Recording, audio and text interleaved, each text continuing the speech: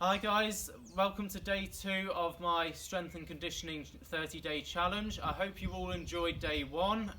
It was really positive to see so many of you engaging with it, liking and sharing, and of course commenting with your pictures and so on about how you got on and how long you were able to hold the plank for. So keep doing that, keep sharing with your friends. Let's try and get as many people on board as we can. We want to create a bit of a community around this sort of stuff, just to bring people together, because although we need to physically, socially distance ourselves, there's no reason why we can't get online and start motivating and encouraging each other.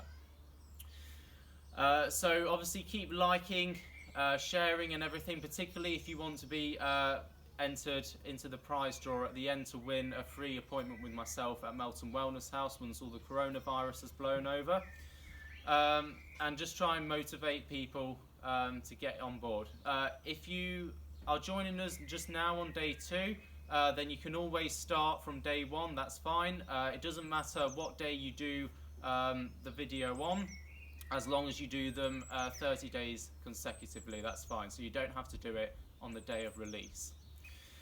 So yesterday we focused on the plank, which was an exercise to strengthen the core muscles, so the abdominal muscles, which are really important as a muscle group in order to maintain good pelvic posture.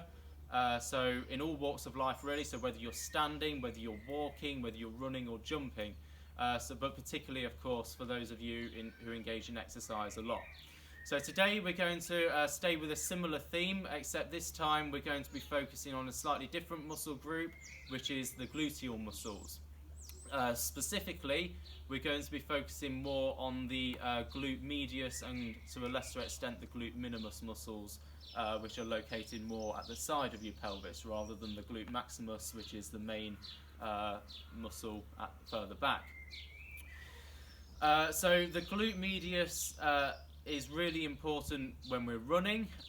So you might notice that a lot of runners sort of run along with what we call knock knees. So it's basically when your knees collapse inwards like that, and as a result you have a heel flick out to the side as well. So you probably do it yourself, or if you don't, you probably know someone who does. So that can give us quite a few issues. So when that knee is collapsing in, it does put a lot of pressure through that knee joint. So in the short term you can have like soft tissue issues such as ITB syndrome or runner's knee, as it's probably more commonly known. So if you haven't had that injury yourself, you probably again know someone who has.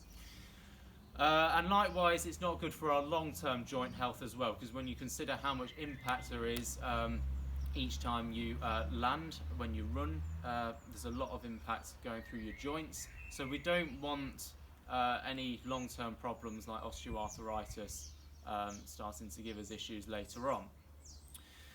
So I'm going to give you an exercise in order to strengthen the glute medius muscles.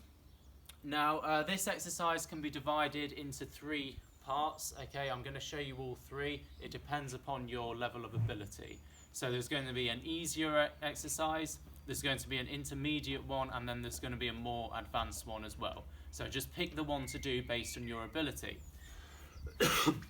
So we're going to start off laying on our side. Now, a few technical points just to start off with. Okay, so again, we want to maintain good pelvic posture throughout this exercise.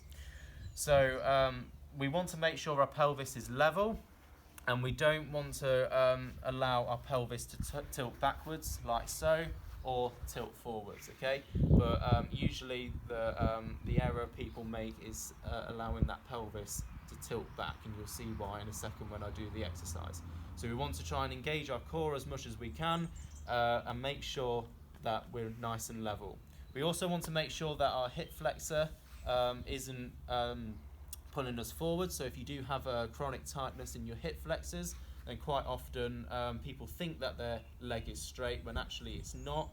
It's just that tight muscle pulling it forward. But of course we don't want to strengthen the hip flexors on this exercise, we want to focus more on the glutes, so just make sure that that leg is nice and straight. Bottom leg also should be bent as well, so you can either have it further up or more underneath you like that. That's just to give you a bit of a wider base of support to aid your technique. Other than that, the technique for the exercise is actually quite straightforward. It's quite simple.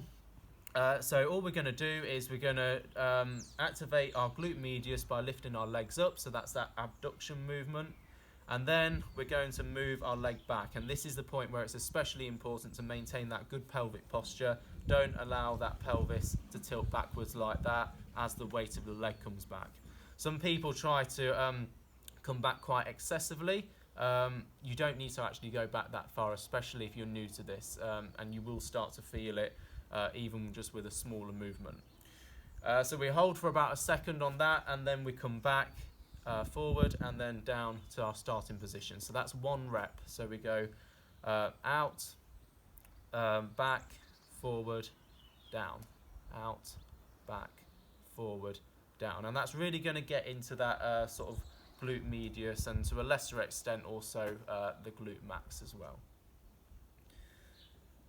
So usually, as a general rule, because it's only a body weight exercise, I usually try and encourage people to do quite a few of these.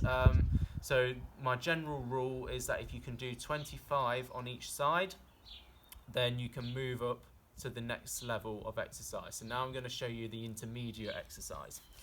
So this is where we're going to start using a few side planks as well to activate the same muscles underneath. So we're going to make sure that both legs are in alignment. So normally if we're doing a full side plank, the feet will be sort of more or less stacked like that. All you need to do for this is just to bend that bottom knee and rest that top leg down, and then push up into like what I call a half side plank. Okay, so it's not as hard as a full side plank, but it is starting to engage those muscles on the bottom as well. So it's testing that core stability a bit more. So you're having to engage those obliques and your core a bit more. Okay, so other than that, the technique is exactly the same. So you lift up, go back, and then forward and down. Up, back, forward, and down. So again, same technical points apply. Try and maintain that good pelvic posture. And then if you can do 25 of them on each side, then you can move up to the more advanced exercise, which, you guessed it, is the full side plank. So this, don't get too disheartened if you can't do this, by the way, because it is very advanced. I even struggle to do 25 on each side of this. So don't worry about it if you can't do it, but I will show you, obviously, for those of you who are a bit more experienced and a bit more strong. So you're going to go up into a full side plank. Again, a bit more of a challenge just to maintain that good pelvic posture. But again, you're going to lift up, back, forward, down, up, back, forward, down. Okay, and just see how many you can do.